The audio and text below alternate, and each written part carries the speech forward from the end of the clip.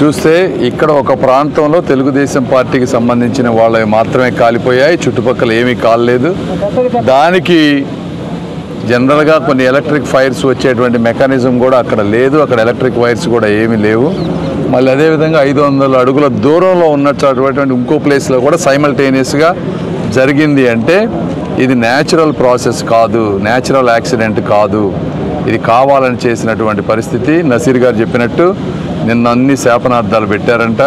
ఈ ప్రాంతంలో వాళ్ళు ఇంతకుముందు ఎన్నడూ లేని విధంగా అందరూ తెలుగుదేశం పార్టీలో జాయిన్ అవుతున్నారని, తెలుగుదేశం పార్టీ ఇక్కడ గెలవబోతుందనేటువంటి ఒక విధానాన్ని తట్టుకోలేక ఈ విధంగా చేశారు. చాలా బాధాకరం. పాపం వీళ్ళు చాలా పేదరికంలో ఉన్నటువంటి వ్యక్తులు, చాలీసాలని సంపాదనతో ఉంటారు. అలాంటి వాళ్ళ మీద మీరు కక్ష తీర్చుకోవడం అనేది కరెక్ట్ విధానం కాదు. మీరు అభివృద్ధి చేయలేదు కాబట్టి వాళ్ళు అభివృద్ధి కావాలని తెలుగుదేశం పార్టీలో జాయిన్ అవుతున్నారు. అలాంటి వాళ్ళకి మీరు అభివృద్ధి చేస్తుంటే ఈ పరిస్థితి ఉండేది కాదు. అది చేయకపోగా మళ్ళీ ఇప్పుడు కొత్త భారం వేశారు. ఇవన్నీ సెకండ్ హ్యాండ్ కార్స్, వీటన్నిటికీ పాపం ఇన్సూరెన్స్ కూడా ఉండదు. వీళ్ళకి ఇన్సూరెన్స్ క్లెయిమ్ చేసుకోలేరు. బోలెడంత ఆస్తి నష్టం జరిగినటువంటి పరిస్థితి ఈ రోజున.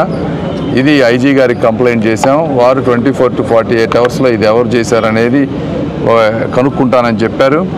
అదే కాకుండా వీళ్ళకు కొంచెం ఎస్టిమేషన్ వేయించి పర్సనల్గా నేను ఆదుకుంటాను, వీళ్ళల్లో ఎంతో కొంత మొత్తం కాకపోయినా కూడా ఆదుకుంటానని తెలుగుదేశం పార్టీ పెమ్మసాని ఎప్పుడు కార్యకర్తలకు అండగా ఉంటారని అందరికీ తెలియజేసుకుంటా ఉన్నా.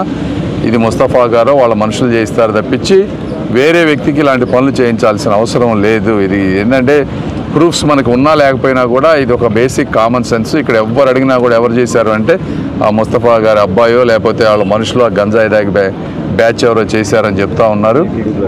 సో ఏదేమైనా కూడా ఇలాంటివి మీరు చేసుకుంటా పోతే ఇంకో 10-15 రోజులు వస్తున్నాయి. ఈ 10-15 రోజుల తర్వాత వీళ్ళందరూ గుండె కోసుకున్న వాళ్ళందరూ వీళ్ళందరూ తిరగబడి వాళ్ళందరూ కూడా మీ ఇళ్ల మీదకి వచ్చి ఏదైనా నగాయత్యం చేస్తే మీరు తట్టుకోలేరు. కాబట్టి ఇలాంటి దయచేసి చేయొద్దు. మీకు కావాల్సిన వాళ్ళకి మీరు ధర్మబద్ధంగా ఓటేసుకోండి, మాకు కావాల్సిన వాళ్ళకి మేము ఓటేసుకుంటాం. ఇది కరెక్ట్ పద్ధతి కాదు. 1కి 10 సార్లు చెప్తున్నాను, ఇది కరెక్ట్ పద్ధతి కాదు. మీరు తర్వాత ఫేస్ చేయబోయే కాన్సిక్వెన్సెస్ చాలా దారుణంగా ఉంటాయి. దయచేసి అర్థం చేసుకోండి. ఎవరో ముస్తఫా గారో వాళ్ళ అబ్బాయో చెప్పారో అని పాపం పిల్లలు కానీ ఇంకెవరన్నా కానీ వాళ్ళు ఇచ్చే 2 రూపాయలకు ఆశపడి మీరు ఇలాంటివి చేస్తే మీ జీవితాలు పాడైపోతాయి. అన్ని చోట్ల సీసీ కెమెరాలు ఉంటాయి, ఎక్కడో చోట దొరికిపోతారు. దొరికాక చాలా కష్టంగా ఉంటుంది మీ పరిస్థితి. ఓకే.